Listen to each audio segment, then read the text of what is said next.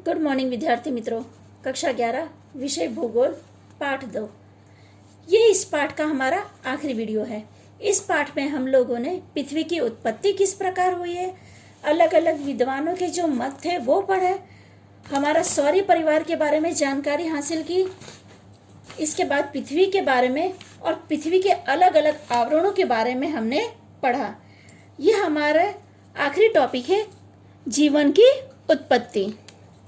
पृथ्वी की सतह पर प्रारंभिक वातावरण सजीव की उत्पत्ति और विकास के लिए प्रतिकूल था, यानी सही नहीं था। अतः सजीव का जीवन का उद्भव पृथ्वी के उद्भव के अंतिम चरण में संभव बना है। इससे पहले हमने 3 चरणों की चर्चा की थी, प्रथम अवस्था, द्वितीय अवस्था और तृतीय अवस्था।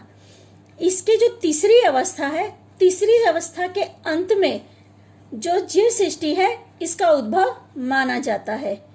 आधुनिक वैज्ञानिकों ने जीवन के उद्भव को एक रासायनिक प्रक्रिया माना है। सबसे पहले जटिल जीवाणुओं का उद्भव हुआ। इस जीवाणुओं के समूह से जीवन का उद्भव हुआ। जैसे मैंने आपको बताया था कि महासागरों के पानी में सबसे पहले सूक्ष्म जीव की जीवन का आरंभ हुआ था। इसके बाद वनस्पति सृष्टि का विकास में भी करोड़ों वर्ष लग गया। आज जो हम लोग अपनी पृथ्वी देखते हैं, इसके विकास में करोड़ों वर्ष का समय लगा है। सर्वप्रथम महासागर में हरी शैवाल, बाद में जमीन पर घास तथा छोटे छोटे पौधे और क्रमशः फूल वाले पौधे, लताएं और वृक्षों की उत्पत्ति हुई है। यानी ये जो सारी क्रिया है, ये सारी क्रिया होने में करोड़ों वर्षों का समय लगा है। इसके बाद यानी जो छोटे छोटे जीव थे, घास थे, छोटे छोटे फूल के पौधे थे, लताएं थे, इनकी उत्पत्ति के बाद हाड़ पिंजर वाले, गले तथा पूंछ वाले प्राणियों का विकास हुआ। इसके बाद में शरीर बनावट में बदलाव के साथ विशालकाय पक्षी, विशाल शरीर वाले डायनासोर जैसे प्राणियों की उत्पत्ति हुई। जमीन पर वातावरण अनुकूल बनने से स्तनधारी प्राणी अस्तित्व में आए। ये प्राणी अंडा देने के बाद बच्चों को जन्म देने लगे। बच्चों के जन्म के बाद उनकी देखभाल करते थे। लगभग 4 करोड़ वर्ष पूर्व वानरों की उत्पत्ति हुई। कालक्रम अनुसार चिंपांजी, गोरिल्ला प्रकार के विकसित मस्तिष्क वाले प्राणियों की उत्पत्ति हुई। विकसित वानरों के लक्षण मानवों से मिलने के कारण विद्वानों ने उसे अर्धमानव या कपि मानव के रूप में पहचाना। यानी हम ये कह सकते हैं कि मानव की जो उत्पत्ति है वो वानरों के जरिए हुई है। आगे हम लोग एक चित्र के जरिए या ये जो आकृति है, इसके जरिए मैं आपको मानव की उत्पत्ति समझाती हूँ। यहाँ पे दिया है 24 घंटे के समय मापन के ऊपर जीवन का उद्भव और विकास। हम लोग जो घड़ी देखते हैं, उस घड़ी में 24 घंटे होते हैं। तो यहाँ पे देखो 1 से 12 और यहाँ पे 1 से 12, यानी ये रात के 12 से दिन के 12 यानी AM और दिन के 12 से रात के 12 PM। यानी घड़ी के रूप में हम लोग अपने जीवन चक्र को समझते हैं। यानी इस 24 घंटे के आधार पर, जैसा ये नीचे आपको नोट्स दिया है कि 24 घंटे के समय मापन के ऊपर जीवन का उद्भव और विकास, यानी इस आकृति के आधार से हम लोग पृथ्वी की उत्पत्ति से लेकर अभी तक के विकास की यात्रा को देखने वाले हैं। यहाँ पे बताया है कि जो 1 है, 1 से 12 तक के समय में, यानी जो ये AM लिखा हुआ है, इस समय के दौरान किसी भी जीव सृष्टि का या किसी भी चीज का विकास नहीं माना गया। या खाली पृथ्वी ठंडी हुई थी और उसके बाद धीरे धीरे हर चीज की रचना शुरू हुई। लेकिन 12 बजे तक, जो 1 से 12 तक का वक्त है, इसके बीच में कोई भी क्रिया नहीं हुई है। फिर इसके बाद में जो PM का टाइम है, इसमें बताया गया है कि 4 से लेके 6 के बीच में छोटे छोटे जीव, यानी यहाँ पे जो छोटे जीव दिए हैं जो पानी के अंदर विकसित हुए, ऐसे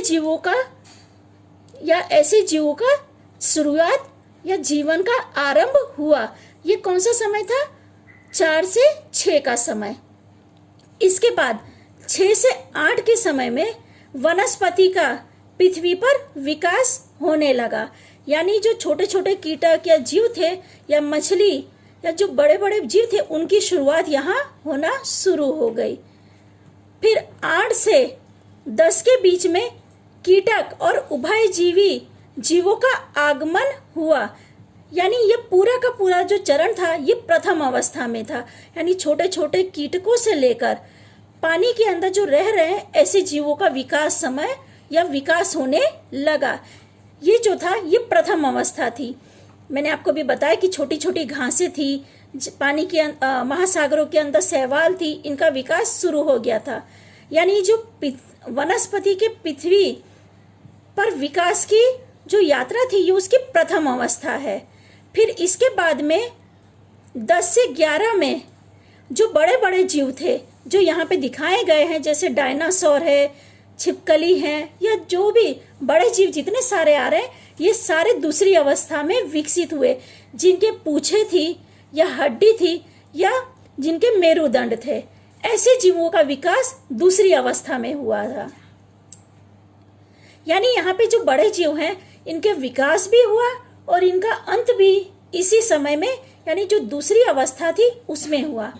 इसके बाद में तीसरी अवस्था आती है जो 11 से 12 का जो समय है। इसमें तीसरी अवस्था है जिसमें अंडे या बच्चे देने लगे और इनका ध्यान वो जीव प्राणी जो है वो रखते थे।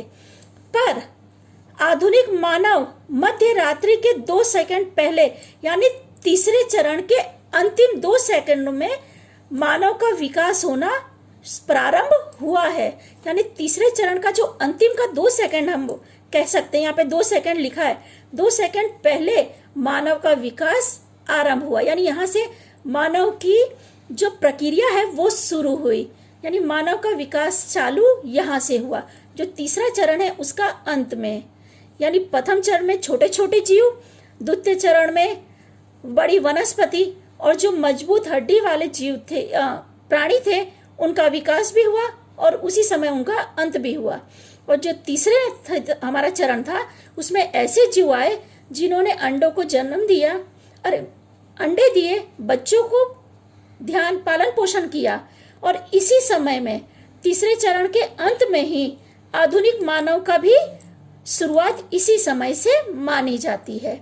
वहां से लेके आज जो हम लोग अपना विकास देख रहे हैं ये उस अवस्था का या उस समय से आज की अवस्था तक मानव का विकास कार्य चल रहा है। ठीक है विद्यार्थी मित्रों, इसी के साथ हम लोग ये वीडियो पूरा करते हैं और हमारा पाठ 2 इसी के साथ पूरा होता है।